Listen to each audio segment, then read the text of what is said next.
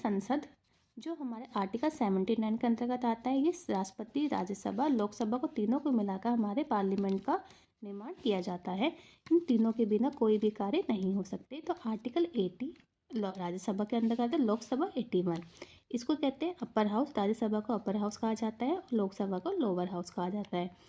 राज्यसभा को कभी भंग नहीं किया जा सकता और लोकसभा को भंग किया जा सकता है। इन्हें राज्यसभा को राज्यों का सदन कहा जाता है और लोकसभा को जनता का सदन कहा जाता है। इनका जो कार्यकाल होता है 6 वर्ष होता है और ये स्थायी सदन होता है क्योंकि 1/3 सदस्य हर साल रिटायर होते रहते हैं। और यहाँ का लोकसभा का कार्यकाल 5 साल होता है। लोकसभा राज्यसभा की 30 ईयर एज है और यहाँ पे जो लोकसभा की एज है 25 साल एज है। यहाँ के जो मेंबर हैं, राज्यसभा के जो मेंबर्स होते हैं उनके अधिकतम 250 होते हैं और वर्तमान में हमारे कितने 245 हैं। और लोकसभा में जो मेंबर्स हैं अधिकतम 552 है और वर्तमान में 543 निर्वाचित हो रखे हैं। जो राज्यसभा में जो चुनाव किए जाते हैं अप्रत्यक्ष चुनाव होते हैं और लोकसभा में जो चुनाव किए जाते हैं वो प्रत्यक्ष रूप से किए जाते हैं।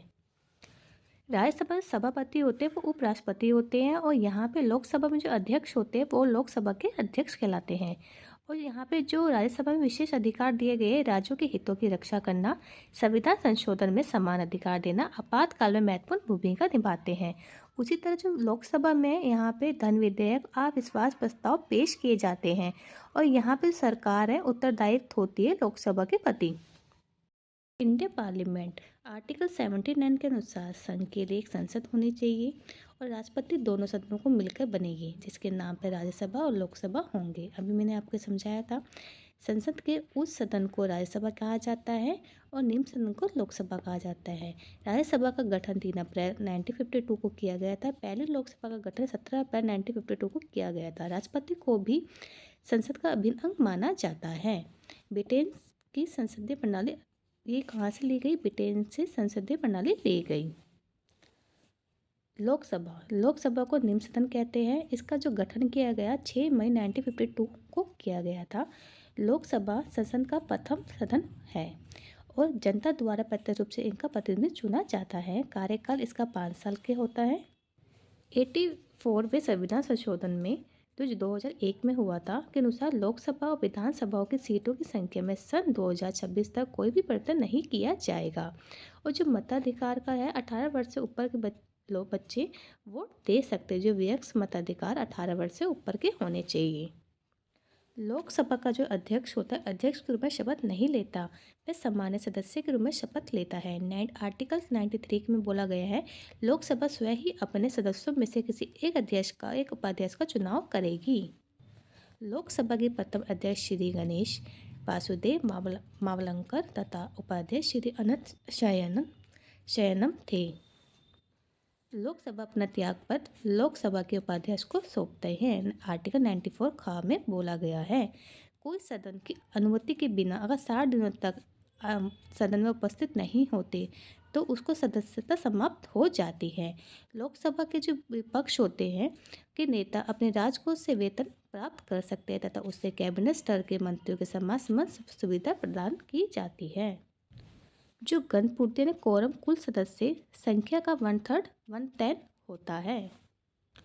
लोक सदस्यों की योग्यता है। पहले तो फर्स्ट है भारत का नागरिक होना चाहिए, 25 वर्ष या उससे अधिक की आयु होनी चाहिए, राज्य सरकार के अंतर्गत कोई भी लाभ पद पे नहीं होना चाहिए, ना कोई पागल होना चाहिए, ना ही दिवालिया होना चाहिए।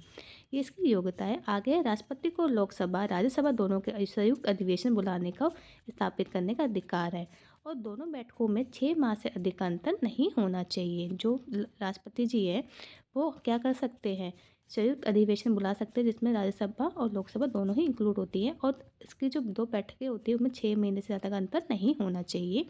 धन विधेयक 110 आर्टिकल के अंदर आता है जो लोकसभा में ही निर्णय अंतरिम होता है। धन विधेयक को राष्ट्रपति पूर्ण विचार कर लौटा नहीं सकते हैं। आपके क्वेश्चन आ जाते हैं कि विधेयक के कितने प्रकार होते हैं। साधारण विधेयक कौन सा है, धन विधेयक कौन सा है, वित्त विधेयक कौन सा है। यानी ये साधारण विधेयक क्या होता है? वह विधेयक जो संसद में किसी भी सदन में पास हो सकता है, प्रस्तुत किया जा सकता है या लोकसभा में या राज्यसभा में। इसमें पहले प्रथम चरण में क्या होता है सदन में अनुमति लेनी होती है और द्वितीय चरण में विशेष चर्चा होती है इस बिल के ऊपर और थर्ड चरण जो ये बिल है उसमें स्वीकार अस्वीकार करने की प्रति चर्चा होती है और इस चरण में कोई भी संशोधन नहीं होता है। धन विधेयक का होता है। धन विधेयक का निर्धारण लोकसभा अध्यक्ष को करता है। यह राष्ट्रपति की सिफारिश से केवल लोकसभा में प्रस्तुत किया जाता है। राज्यसभा इसमें कोई भी विधेयक में ना ही कोई संशोधन कर सकती है ना ही खारिज कर सकती है। केवल अपने पास 14 दिन तक रोक सकती है। अगर उन्होंने 14 दिन में कोई रिप्लाई नहीं किया फिर भी ये पास माना जाता है। आर्टिकल 117 के कि में धन विधेयक पर अपनी सहमति दे सकते हैं। राष्ट्रपति अपनी सहमति दे सकते हैं। आर्टिकल 170 में लिखा हुआ है क्योंकि वह राष्ट्रपति की सिफारिश से ही पेश किया जाता है।